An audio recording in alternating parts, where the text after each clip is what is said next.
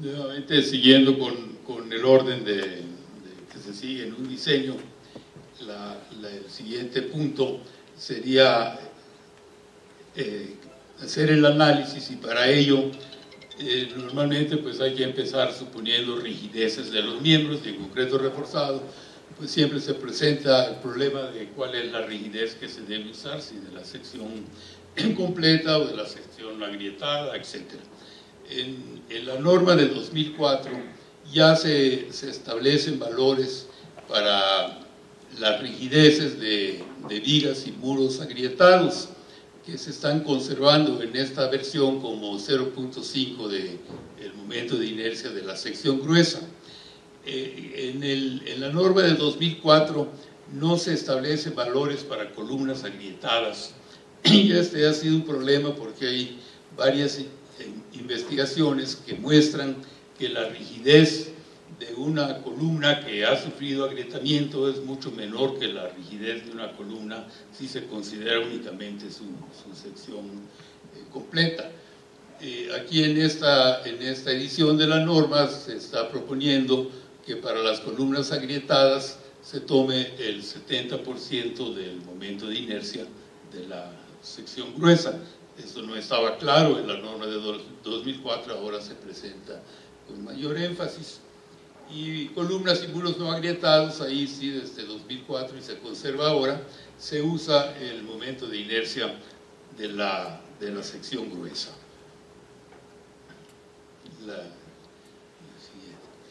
Otro punto importante en este tema es el de los factores de reducción de resistencia para distintos elementos. Aquí se presentan los valores para los distintos tipos de acciones, y lo que es interesante mencionar aquí es que ha habido una revisión en todo el reglamento desde los factores de carga. Los factores de carga que en la norma de 2004 son de 1.4, tanto para carga muerta como para carga viva, se están proponiendo para la nueva versión del reglamento que se cambien y se use 1.3 para carga muerta y 1.5 para carga viva. Esto implica revisar cuáles son los factores de reducción que deben emplearse para distintos materiales. Y también un elemento que influye en esto de los factores de reducción de resistencia es que se cambió, como ya se mencionó, la F asterisco C por F' C, o sea, ya no va a haber F asterisco C. Entonces eso también influye en el factor de resistencia, porque se está diseñando con una resistencia del concreto F' C que es mayor que la que se usaba antes de F asterisco C. Entonces se hizo un estudio muy exhaustivo del efecto combinado de cambiar los factores de carga y de cambiar el valor de F asterisco C por F' C. La doctora Ruiz y el maestro Bojorquez del Instituto de Ingeniería han hecho un estudio, y de ahí ha salido esta propuesta de nuevos factores de reducción para los distintos elementos. Lo que se busca en esta propuesta de Bojorquez y Ruiz es conservar los mismos índices de confiabilidad que se tenían en las normas técnicas complementarias de 2004. Pero eso, como repito, si se cambia el factor de carga y se cambia F' C por F asterisco C, hace necesario cambiar también los factores de reducción para las distintas acciones. Por ejemplo, aquí, si recuerdan, el factor de reducción para fuerza cortante en 2004 era de 0.8, ahora se está proponiendo 0.75. Y así hay algunos otros cambios. Otro punto interesante que hago notar, es el cambio brusco que hay en las normas actuales cuando se pasa de elementos sujetos a flexocompresión que fallan en la zona de tensión y los que fallan en la zona de compresión. Ahí a veces hay hay que cambiar de 0.90 a 0.75 o 0.65, y es un salto brusco que no se justifica. Un enfoque que trae el reglamento de la ACI desde hace algunos años es poner una zona de transición.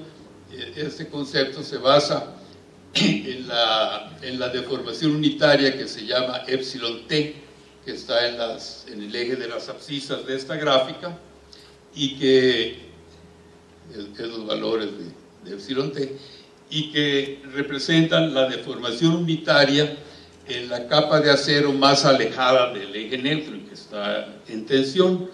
Si epsilon t, como está aquí a la derecha, es 0.205, implica que el acero tiene una deformación unitaria muy grande, o sea que está fluyendo con amplitud, un poco sobrado en su fluencia, y entonces se usa el factor de reducción de 0.90.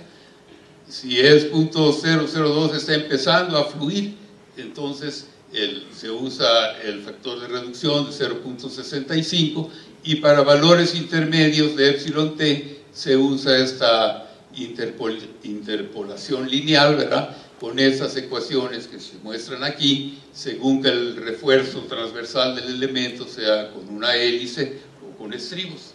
Ese también es un cambio que hacemos notar.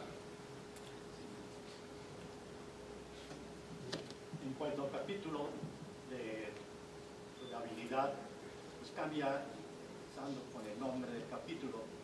En la versión 2004 se le llamaba diseño por durabilidad, y ahora lo presentamos como requisitos de durabilidad. En sí es una adecuación.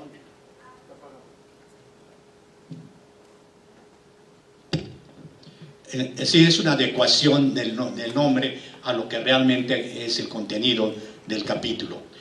En cuanto a la clasificación de los grados de los requisitos de durabilidad, los grados de exposición, no cambia nada, es la misma clasificación. Los requerimientos para cada una de las clasificaciones siguen siendo también las mismas en cuanto a que las resistencias del concreto, a los consumos de cemento, a las relaciones agua-cemento, al tiempo que deben curarse las estructuras, y pues todos estos cambios que no fueron necesarios, todos esos requerimientos no fueron necesarios modificarlos. Lo que sí se cambió fue una tabla que es únicamente de forma también. En la versión 2004, los límites, el contenido de cloruros en las mezclas de concreto estaba en función de los cloruros solubles en ácido, y pues había valores diferentes a los que se muestran en esta tabla. Se cambió a la determinación de los cloruros solubles en agua por ser una práctica más común en nuestro medio, y además pues era una alternativa de determinación de los cloruros en las mezclas de concreto. La ventaja de la determinación de cloruros solubles en ácido es que es una prueba mucho más rápida, mucho más simple de realizar, pero no es una práctica que se lleve a cabo en nuestro medio.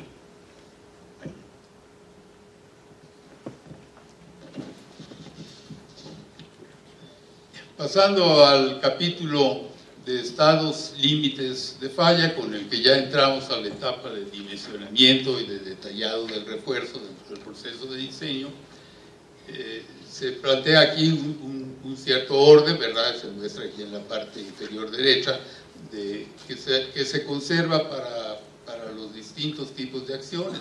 Plantear primero los requisitos generales y el alcance del capítulo, luego las ecuaciones para dimensionar, el cálculo de resistencias y proporcionamiento del refuerzo, se revisan las cantidades mínimas y máximas de acero que se pueden colocar y se hace el detallado del refuerzo. Con este mismo orden se plantean los temas de flexión, flexocompresión, fuerza cortante y torsión. En flexión y flexocompresión en realidad no hay prácticamente ningún cambio, es un tema muy conocido, se pueden estimar las resistencias con una muy buena precisión. En el capítulo de cortante sí hay una adición que es el método opcional alternativo para diseño a cortante. Recordarán que en nuestra norma se plantean ecuaciones para cortante que dependen del porcentaje de acero. Si el porcentaje es menor de 0.2015, si mal no recuerdo, se usa una ecuación, y si es mayor se usa otra ecuación, pero estas ecuaciones no toman en cuenta un parámetro que se ha visto que influye en la resistencia cortante y que es la relación entre la fuerza cortante y el momento. En el reglamento del ACI, sí, desde hace mucho tiempo se incluye esta ecuación que se llama una ecuación o un método para estimar la resistencia a fuerza cortante con mayor precisión. El que se ha usado en el reglamento del DF sería un método aproximado. Bueno, ahora en esta edición de las normas se está incluyendo también el método más preciso, que incluye aquel parámetro de 176P por BD sobre M. Entonces es un método un poco más complicado, pero que da mayor precisión, o sea, permite usar un esfuerzo resistente un poco mayor. En ese capítulo ya fuerza cortante y torsión está en la misma sección, incluyendo preesfuerzo, que antes preesfuerzo estaba con otro capítulo. Y también respecto al tema del preesfuerzo, por alguna razón en las normas hasta 2004 solo se incluye una ecuación para calcular la resistencia a fuerza cortante de elementos preesforzados. Y cuando ya desde hace mucho tiempo se sabe, se conoce que las vigas preesforzadas pueden fallar por aplastamiento del alma, sobre todo en secciones I o secciones T, o por el fenómeno de flexión cortante. Y en otros reglamentos se plantean dos ecuaciones, una para calcular un tipo de falla, la B subíndice CI que se muestra aquí, para flexión cortante, y otra para calcular la resistencia cuando falla por aplastamiento del alma. Ahora en esta versión del reglamento ya se presentan las dos ecuaciones y la resistencia será el menor de los dos valores que se calculen con las respectivas ecuaciones. Entonces aquí el capítulo de requisitos complementarios, que viene lo que son las longitudes de anclaje y de longitudes de desarrollo, no hubieron cambios en lo que existe actualmente. Siguen incluyéndose las mismas expresiones. Se incluyen también los aspectos de revestimientos para protección del concreto, el tamaño máximo de los agregados, paquete de barras, dobleces de refuerzo, uniones de barras. En esta parte de uniones de barras se incluye adicionalmente los requisitos correspondientes a las uniones en marcos dúctiles. Y aunque posteriormente en el capítulo de construcción se habla de aspectos adicionales a los requerimientos para que estas uniones de barras cumplan con las necesidades para darle continuidad a las mismas en las uniones. Refuerzo por cambios volumétricos queda igual, separación entre barras de refuerzo no hay cambios, tampoco lo hay en inclusiones.